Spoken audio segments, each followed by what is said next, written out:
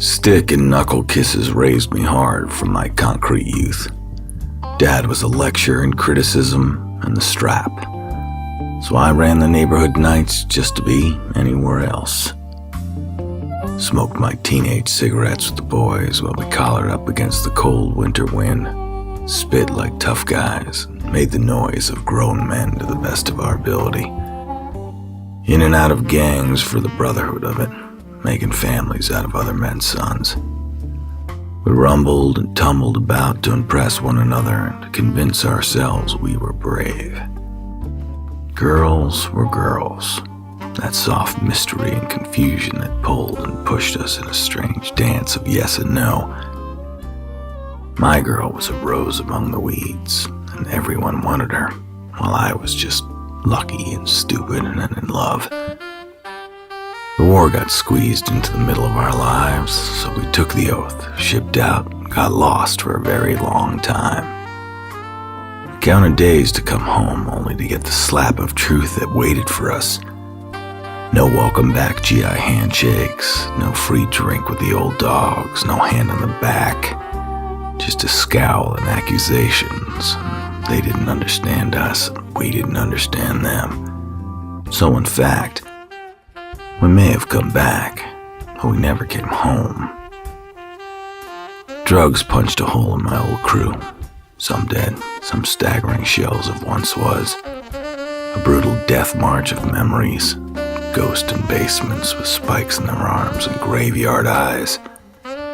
Skeletons of youth drained of hope and pumped with dope. Childhood strangers barely familiar to the heart.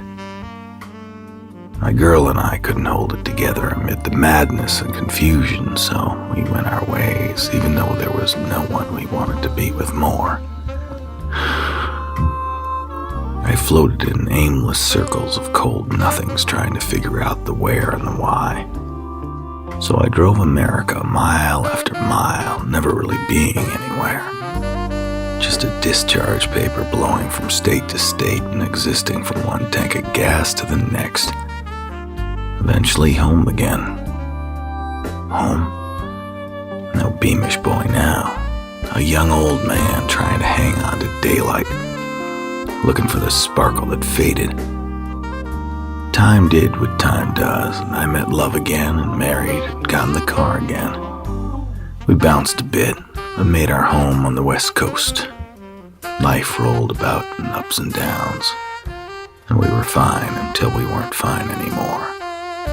And so we broke the bond that was unbreakable and broken-hearted our separate ways. I saw more of the earth, and people came and went. Some names stayed down the roster and kept the link between, while others paled into the fog of time. Some came back years later with stories of divorce and kids and money gained and lost and gained again.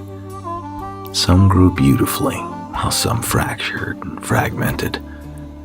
Our eyesight's dimmed as hairlines faded and color eased out to grays.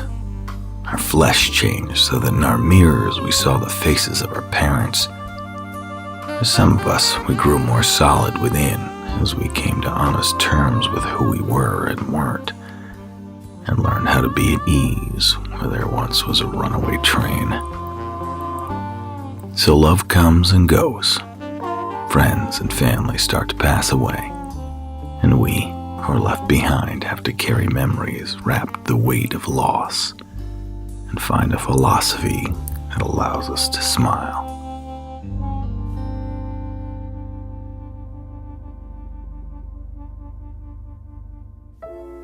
The crawl of time, a bottle of red wine, and the heavy air of thought. I'd look around at the strangers in their newspaper defenses, silently hiding just out of reach. I'd down the holy water, the smooth medicine, while a drifter's guitar cries just outside, where the traffic lives, where pedestrians pass in deafness, and the sunlight begins its surrender to the night. I scratch my notes into a journal, pencil marks on paper, the old school art of words, cryptic musings, hidden meanings so that whomever never reads them will not see my wounds.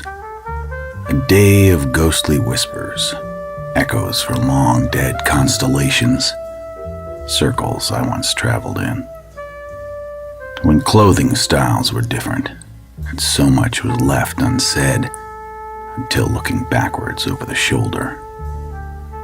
It's the curse of memories, that sweet passage of soft moonlights gone, impressions in the sand, the crawl of time, a bottle of red wine, and the heavy air of thought.